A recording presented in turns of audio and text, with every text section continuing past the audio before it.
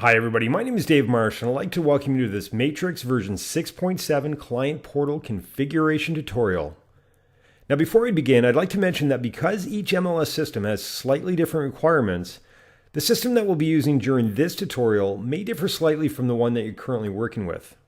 Nevertheless, the functionality is the same, and for the most part, whatever you see during this tutorial, you'll easily recognize in your own system. Now I'm going to take for granted that everyone knows how to log into the system, so we'll start by inserting our user ID and our password, then click Login to begin.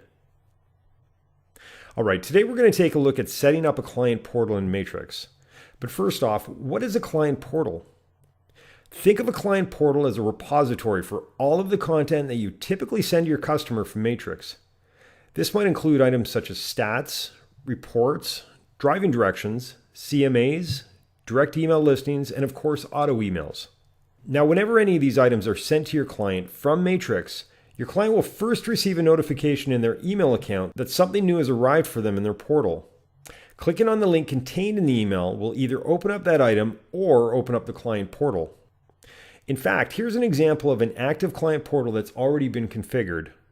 But again, this video is going to focus less on the functionality of the client portal and more on setting it up from the agent's perspective.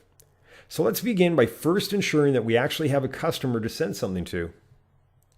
And we'll do this by quickly adding a brand new contact, including their mandatory first name, last name, and email address.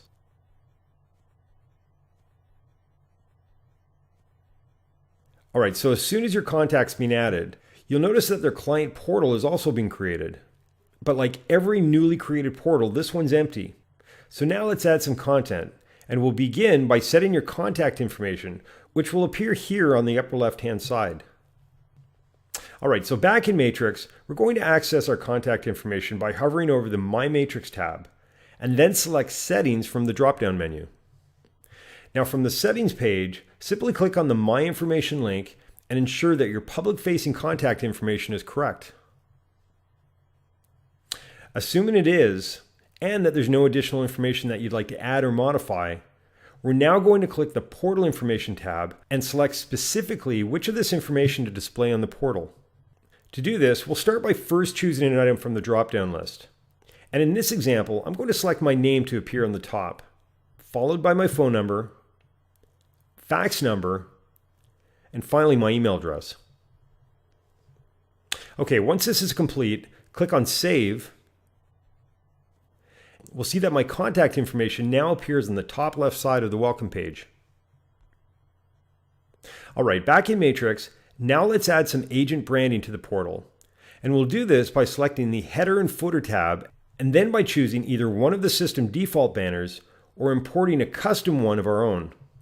Of course, this is completely optional. If you ultimately decide that you prefer not to include a banner, then simply select that option and Matrix will just display your name in the header. But again, for this example, we're going to add some branding.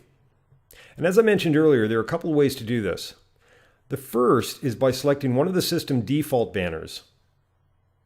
Then clicking on the preview button to see how this will look against the header background color.